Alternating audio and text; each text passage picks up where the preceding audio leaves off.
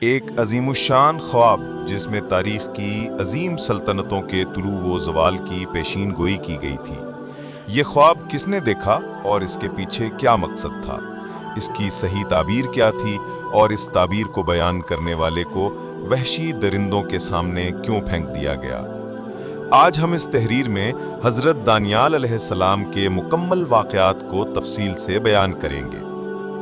حضرت دانیال علیہ السلام اللہ کے برگزیدہ اور منتخب نبیوں میں سے ایک تھے جن کی پیدائش بنی اسرائیل کے زوال کے آخری ایام میں ہوئی۔ آپ 457 قبل مسیح میں بیت المقدس کے مقدس شہر میں پیدا ہوئے۔ لفظ دانیال کا مطلب ہے کہ خدا میرا قاضی اور فیصلہ کرنے والا ہے۔ آپ کے والدین کے بارے میں قدیم یا جدید تاریخی دستاویزات میں کوئی خاص معلومات نہیں ملتی، تاہم کچھ مورخین اور محققین نے لکھا ہے کہ آپ یہودا کے معزز خاندان سے تعلق رکھتے تھے، جو بنی اسرائیل کے اعلیٰ مرتبہ خاندانوں میں سے ایک تھا۔ جب حضرت دانیال جوان ہوئے تو یہ بنی اسرائیل کے لیے انتہائی تاریک اور مصیبت بھرا دور تھا۔ لوگ ہر قسم کی بدکاریوں، ظلم و ستم، گناہوں اور بے راہ روی میں ڈوب چکے تھے۔ انہوں نے اللہ کی نافرمانی کو اپنا شعار بنا لیا تھا۔ اس لیے اللہ کا عذاب بخت نصر نامی بادشاہ کی صورت میں بنی اسرائیل پر عذاب بن کر نازل ہوا۔ بخت نصر اس وقت بابل کا ایک ظالم، جابر اور سنگ دل حکمران تھا۔ اس نے یہودا کی ریاست پر حملہ کر کے اسے تہس نہس کر دیا اور یہودیوں کے مقدس مقام ہیکل سلیمانی کو مکمل طور پر تباہ کر دیا۔ حضرت دانیال علیہ السلام کا ایمان تھا کہ بنی اسرائیل کی بدعمالیوں، گناہوں اور برائیوں کی وجہ سے بخت نصر کا حملہ اللہ کی طرف سے ایک عذاب ہے جو کہ بالکل درست اور مناسب ہے۔ بخت نصر نے ایک عجیب و غریب خواب دیکھا جس نے اسے شدید پریشانی میں مبتلا کر دیا۔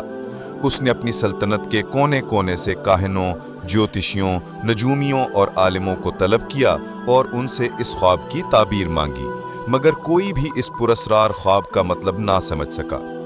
پھر کسی نے مشورہ دیا کہ اس خواب کی تعبیر کے لیے حضرت دانیال سے رجوع کیا جائے۔ اللہ تعالیٰ نے حضرت دانیال کو خوابوں کی تعبیر کا غیر معمولی علم عطا کیا تھا۔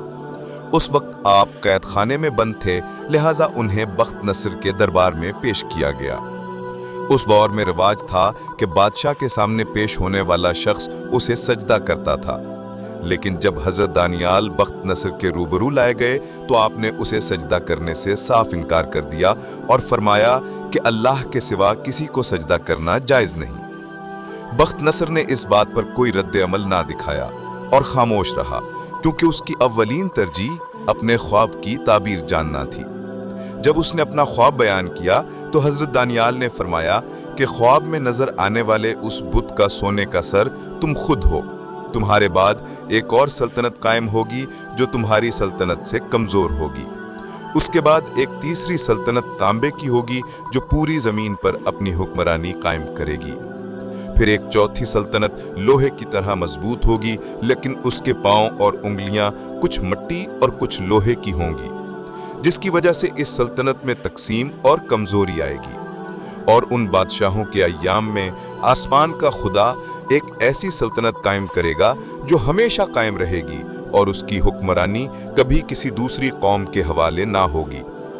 حضرت دانیال میں مزید فرمایا کہ جلد ہی تیری سلطنت کا خاتمہ ہو جائے گا اور دیگر اقوام یعنی پارسی، یونانی اور رومی غالب آ جائیں گے۔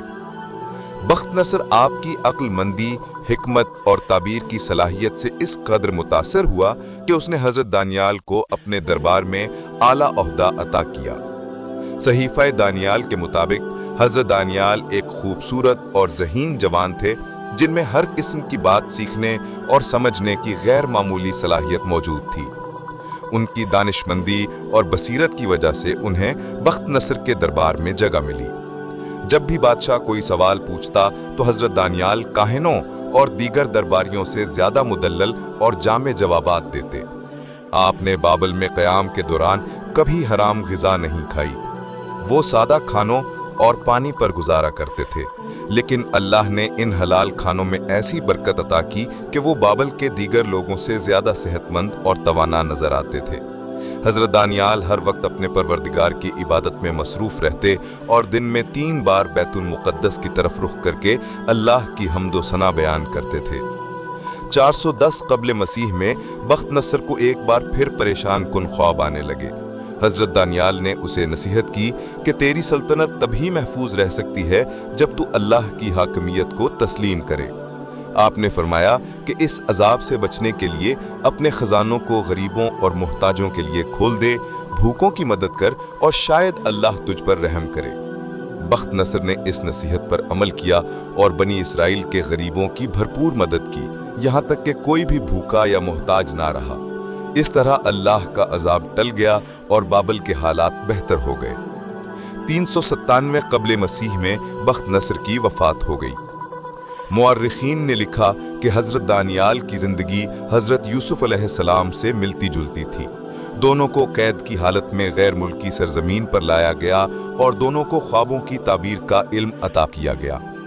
अगर हज़रत यूसुफ ना होते तो मिस्र तबाह हो जाता और इसी तरह अगर हज़रत दानियाल ना होते तो बाबल की तबाही नागुज़ीर थी। बख्त नसर के बाद उसका बेटा बल्ताशज़र तख्त पर बैठा, जो एक नालायक और अय्याश बादशाह था। दरबार के दीगर वुज़रा जो हज़रत दानियाल के आला मनसब से हसद करते थे, उन्होंने उसे आपके खिलाफ भड़काना शुरू कर दिया। उन्होंने बादशाह से कहा कि दानियाल ना तो आपको सजदा करते हैं और ना ही बाबल की सल्तनत के खैर ख्वाह हैं। वो तो कहते हैं कि जल्द ही बाबल की सल्तनत ख़त्म हो जाएगी और उनके खुदा की हुकूमत कायम होगी। इस पर बल्ताशज़र ने गुस्से में आकर हज़रत दानियाल को शेरों के पिंजरे में डाल दिया। जब हज़रत दानियाल ने खुद को शेरों के सामने बेबस पाया तो उन्होंने अल्लाह से फरियाद की, ऐ परवरदिगार, मैं तेरी मदद मांगता हूँ जिसके सामने ये दरिंदे भी अपना सर झुका देते हैं। अल्लाह की कुदरत से शेरों ने आपको कोई नुकसान ना पहुँचाया। बाज़ रिवायात के मुताबिक उस वक्त फरिश्ता जिब्राइल कैद खाने में नाजिल हुए और शेरों ने उन्हें देखकर खौफजदा होकर हमला ना किया। जब सुबह हुई और लोगों ने कैद खाने में झांका तो देखा कि हज़रत दानियाल सही सलामत हैं, जबकि शेर एक तरफ खामोशी से बैठा है। इस वाक़े से लोगों को यकीन हो गया कि हज़रत दानियाल अल्लाह के नेक और बरगुज़ीदा बंदे हैं। लेकिन अब वक्त गुजर चुका था और अल्लाह का अजाब करीब था। इसके बाद पारसी बादशाह साइरस ने बाबल पर हमला किया और बख्त नसर के ख़ानदान की सल्तनत का खात्मा कर दिया। साइरस ने हज़रत दानियाल को कैद से रिहाई दिलाई और उन्हें इज़्ज़त व एहतराम के साथ अपने दरबार में वज़ीर मुकर्रर किया। ये अजीम और खुदा तरस बादशाह, जिसे तारीख़ में साइरस आज़म के नाम से जाना जाता है, कुरान मजीद में ज़ुल्क़रनैन के नाम से ज़िक्र हुआ है। हज़रत दानियाल की बयान करदा ख्वाब की ताबीर बाद में पूरी हुई। ख्वाब में नज़र आने वाले बुत का सोने का सर बाबल की सल्तनत की तरफ इशारा करता था। चांदी का सीना दूसरी सल्तनत यानी पारसी सल्तनत की अलामत था जो बाबल के बाद कायम हुई। तांबे की रानें तीसरी सल्तनत यानी यूनानी सल्तनत की निशानदेही करती थीं, जिसने सिकंदर आज़म के दौर में पारसी सल्तनत को शिकस्त दी।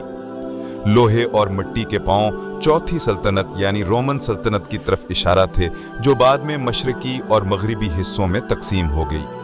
मशरकी सल्तनत का दारुल हुकूमत कुस्तुनतुनिया था, जबकि मगरिबी सल्तनत का मरकज़ इटली था। यहूदो नसारा इस बात पर मुत्तफिक हैं कि इन चारों सल्तनतों के ज़वाल के बाद एक अजीम शान खुदाई सल्तनत कायम होगी, जो इन सबसे बड़ी, आदिल और अबदी होगी। अहले किताब हज़रत ईसा अलैहिस्सलाम के बाद इस खुदाई सल्तनत का शिद्दत से इंतज़ार कर रहे थे। वो जानते थे कि ये सल्तनत आखिरी नबी के हाथों कायम होगी, जिसे वो और कून यानी अमन का बादशाह कहते थे। बिलाखिर सरजमीन अरब में हज़रत मोहम्मद सल्लल्लाहु अलैहि वसल्लम की बेसत हुई और खुदाई सल्तनत कायम हुई। तमाम बुत परस्त तहजीबों और सल्तनतों को आप सल्लल्लाहु अलैहि वसल्लम के कदमों में रौंद दिया गया और इस्लाम हर तरफ फैलता चला गया। ताहम अहले किताब ने इस पांचवी सल्तनत की ताबीर पर इख्तिलाफ किया और उसकी खुद साख्ता तावील की, क्योंकि इसे कायम करने वाला नबी बनी इसराइल से नहीं बल्कि बनी इस्माइल से था। बहरहाल हज़रत दानियाल की बयान करदा ख्वाब की ताबीर के मुताबिक ये पांचवीं अजीम खुदाई सल्तनत क़यामत तक कायम रहेगी और इसकी तजदीद इमाम महदी अलैहिस्सलाम के हाथों होगी।